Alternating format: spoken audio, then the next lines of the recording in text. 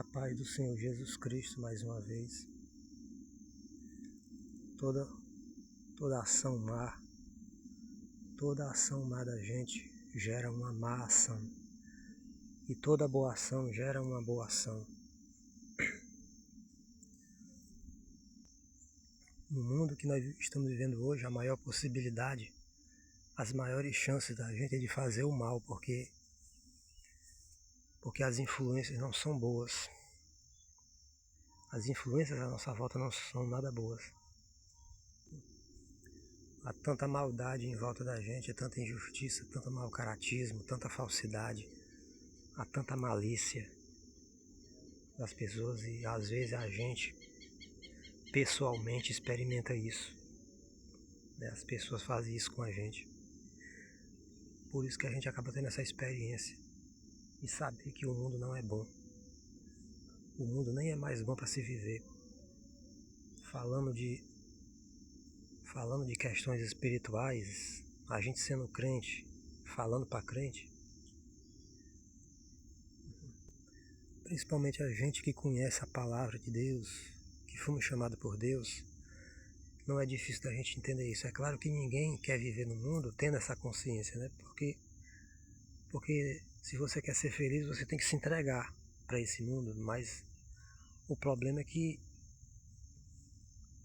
quando, uma vez que Deus é santo, que Deus é puro, você não vai ser possível ter intimidade nenhuma com Ele, já que o mundo está no maligno. Né? Isso é um problema, porque a única forma da pessoa ser feliz é se entregar para essa vida, né? Para esse mundo. E você não pode ter consciência de Deus nem da palavra, porque ela vai te atrapalhar. A consciência da palavra, da verdade, se você for considerar Deus, você não vai ser feliz nesse mundo. Por isso que Jesus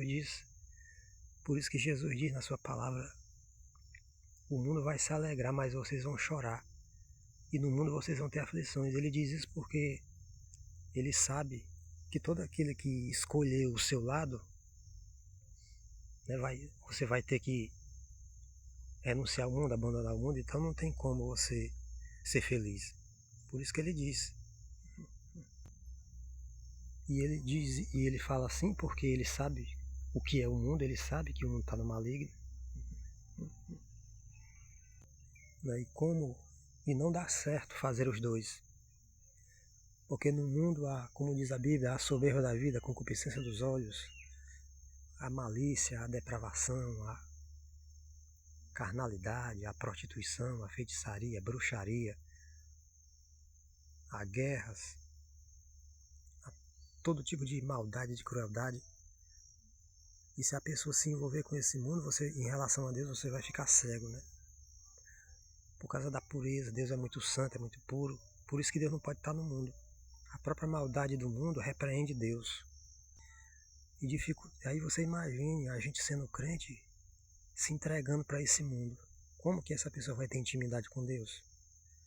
E imagine se você prega, se você louva na igreja, como que você vai ter intimidade, autoridade, empatia com Deus, com Jesus, com a sua palavra?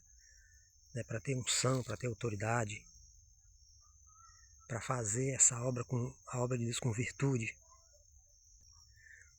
E outra que a própria igreja hoje, como está corrompida, o sistema está corrompido, eles nem querem que ninguém seja tão fiel assim. Porque a prioridade hoje é dinheiro, né? Porque tem pessoas vivendo às custas do dinheiro da igreja.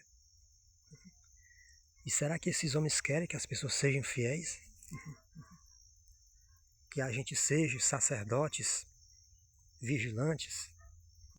Porque se nós somos o templo, a nossa consciência, a sua consciência é o sacerdote.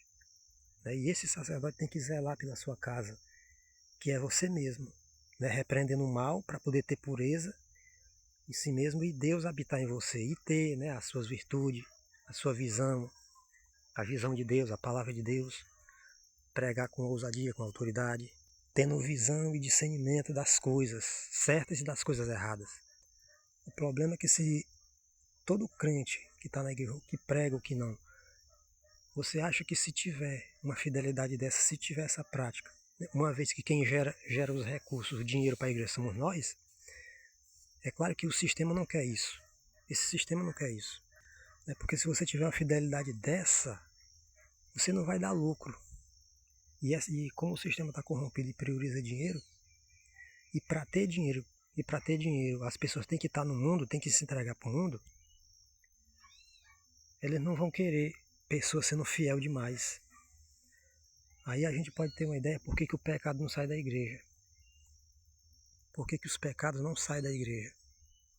Quem são os responsáveis por isso?